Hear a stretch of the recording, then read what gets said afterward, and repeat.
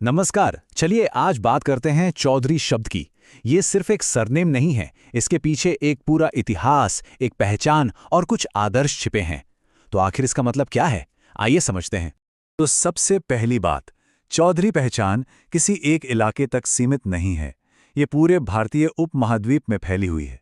भारत में उत्तर प्रदेश, पंजाब, राजस्थान जैसे राज्यों से लेकर पाकिस्तान और बांग्लादेश तक आपको हर जगह ये नाम सुनने को मिलेगा। और जो बात इसे और भी दिलचस्प बना देती है वो ये है कि चौधरी पहचान किसी एक धर्म में भी नहीं बनती है। ये आपको हिंदुओं में भी मिलेगी, मुसलमानों में भी और सिखों में भी। मतलब ये वाकई एक बहुत ही अनोखी और मिलीजुली पहचान है। तो फिर सवाल यही उठता है कि अगर चौधरी किसी एक जगह या एक धर्म से नहीं जुड़े हैं तो फिर आखिर ये हैं कौन? इनकी असली पहचान क्या है? अच्छा, इस सवाल का जवाब ढूंढने के लिए ना हमें समय में बहुत पीछे चलना होगा। मतलब हजारों साल पीछे, जब आज का इतिहास लिखा भी नहीं गया था। देखते हैं कि यह सब शुरू कहां से हुआ। देखिए, कहानी यह है कि चौधरी शब्द की शुरुआत किसी राजा महाराजा या किसी जंग जीतने वाले से नहीं हुई, बल्कि इसकी जड़ें जुड़ी हैं इंसानियत के एक बहुत बड़े बदलाव से। और वो था खेती की शुरुआत। तो सोचिए, एक इंसान ने पहली बार शिकार करना छोड़कर जमीन जोतने का फैसला किया, खेती शुरू की। धीरे धीरे लोग इस नए स्थिर जीवन की तरफ खिंचने लगे और एक पूरा समुदाय बन गया। अब अपनी जमीन और अपने मवेशियों की रक्षा की जिम्मेदारी भी तो आई, और कहते हैं कि इसी कर्तव्य को निभाकर वो पहला किसान ही धरती का पहला चौधरी कहलाया। लेकिन यहाँ एक सवाल उठता है, क्या ये कहानी सिर्फ एक ही खानदान की है, मतलब खून के रिश्ते की है, या फिर इसका मतलब कुछ और है, कुछ ज्यादा गहरा? चलिए एक अलग नजरिया भी देखते हैं। कई स्कॉलर्स का मानना है कि चौधरी शब्द का मतलब शायद वो नहीं है जो हम आम तौर पर समझते हैं। वो इसे जन्म से जुड़ी पहचान के तौर पर नहीं देखते। उनके हिसाब से चौधरी कोई जाति नहीं है जो जन्म से मिले, बल्कि एक उपाधि है, एक टाइटल, एक सम्मान जो खेती करने वाले समुदायों की एक सामूहिक पहचान को दिखाता है। और ये स्लाइड इस फर्क को बहुत अच्छे से समझाती है। देखिए, जाति वो है जिसमें कोई पैदा होता है, लेकिन उपाधि या टाइटल वो होता है जो किसी भूमिका, किसी कर्तव्य या एक सामूहिक पहचान को दिखाता है। ये कमाया भी जा सकता है या अपनाया भी जा सकता है। तो ठीक है, हमने इसकी उत्पत्ति और सामाजिक ढांचे की बात कर ली।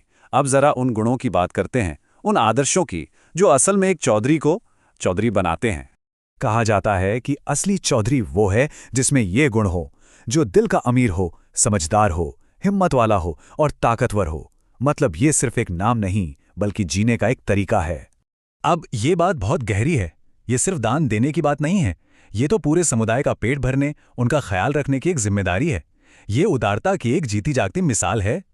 और यही बात चौधरी को सिर्फ एक किसान से कहीं ज्यादा समुदाय का एक मजबूत स्तंभ बना देती है। वो समाज के ताने बाने का एक बहुत अहम हिस्सा है। और उनकी भूमिका सिर्फ देने तक ही सीमित नहीं है, बल्कि शांति बनाए रखने की भी है। जब गांव में दो गुटों में कोई झगड़ा हो जाए तो उसे सुलझाने का काम भी वही करते हैं। ये किसी भी समाज के लिए कितना जरूरी है, सोचिए। और ये देखिए, निस्वार्थ सेवा का कितना बढ़िया उदाहरण है। मतलब अपनी जिम्मेदारी सिर्फ अपने घर तक नहीं, बल्कि पूरे समाज तक समझना, किसी और की बेटी की शादी को भी अपना मानना। और आखिर में बात आती है हमदर्दी और साथ खड़े होने की। एक सच्चा चौधरी वही है जो किसी की मुश्किल को अपनी मुश्किल समझे और हर हाल में उसका साथ दे। तो चलिए अब इन सारी बातों को एक साथ जोड़कर देखते हैं कि पूरी तस्वीर आखिर क्या बनती है। तो हमने देखा कि कैसे चौधरी शब्द एक कहानी से शुरू हुआ, फिर एक सामाजिक पहचान बना और आखिर में एक नैतिक आदर्श बन गया। ये एक व्यक्ति की कहानी भी है, एक पूरे समुदाय की पहचान भी, और अच्छे गुणों का एक पैमाना भी। और यही वो वजह है, इन्हीं गुणों की वजह से लोग गर्व से अपने नाम के आगे चौधरी लगाते हैं। ये सिर्फ अपने वंश को बताना नहीं है, बल्कि ये ऐलान करना है कि वो इन आदर्शों पर चलने की कोशिश करते हैं।